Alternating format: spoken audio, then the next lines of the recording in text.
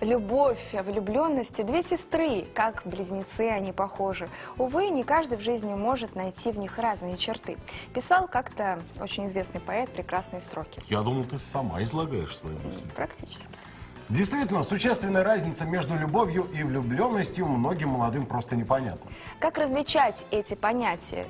Они совершенно разные, казалось бы. И как сделать так, чтобы влюбленность переросла в любовь? И сегодняшние молодожены смогли дожить до золотой свадьбы в мире и согласии.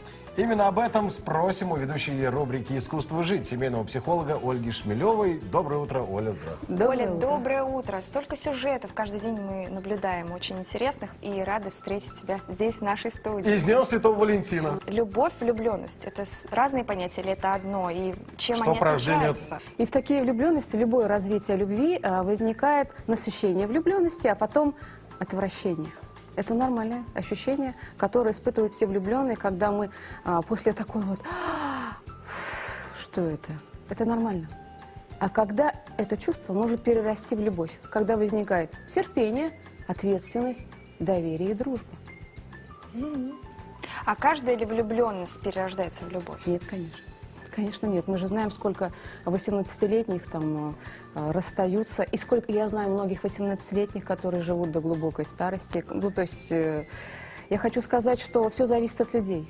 И если они готовы работать над своими отношениями, готовы работать над своей любовью, и они дорожат своими чувствами, и они вкладывают ответственность каждый в то, что в их отношения, естественно, их любовь будет расти. Есть ведические знания, которые вот мне очень импонируют, как там трактуют любовь, поэтому давайте вот даже для вас, например, что должна сделать женщина, чтобы свою влюбленность перерасти в любовь, да, и чтобы вы со своим супругом дожили, дай бог, до золотой свадьбы. Правило двух букв В. Это вера в мужчину своего собственного и вдохновение.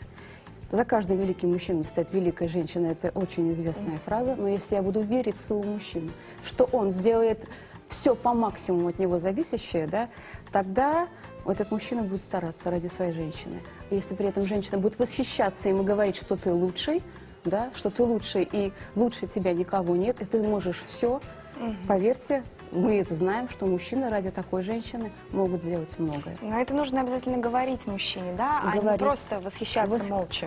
Конечно, говорить. А как же он поймет? Мы же мысли не умеем читать. Вот в этом и проблема женщин. Нам кажется, я помолчу, а он все сам поймет. Да ничего он не поймет. Нужно проговаривать и как можно чаще.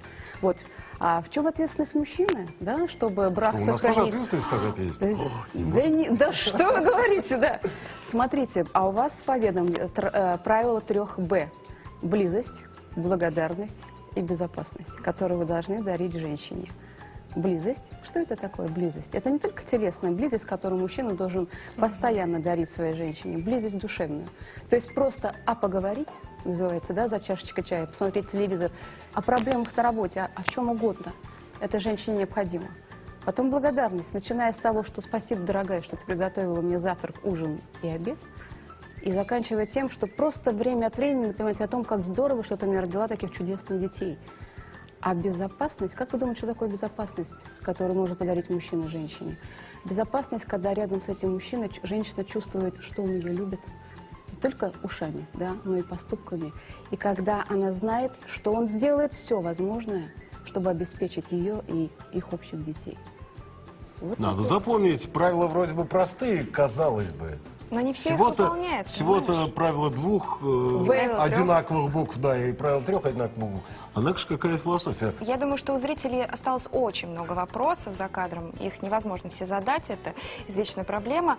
Как сохранить отношения, да? Как вложить вот всю душу в эти отношения? Как сделать так, чтобы влюбленность в любовь переросла? Да, может быть, какая-то литература есть, которую ты можешь посоветовать. Я еще хотела сказать, что боль – это неотъемлемая часть любви. Чтобы у людей не было иллюзий, что любовь – это так прекрасно, это только вздохи при луне. Нет, любовь – это и ссоры, это и драки, и это даже измены. Понимаете? И если это люди все переживают, то они взращивают свою любовь, и они становятся еще ближе друг к другу. Конечно, литературы очень много, кому интересно, да, известен телефон нашей редакции, можно позвонить, она вся выложена, эта литература в интернете, и я подскажу каждому телезрителю, что именно ему подошло бы, то есть в зависимости от запроса. Как говорил отец Иван Охлобыстин, любовь – это не вздохи при луне, любовь – это когда макароны вкусные.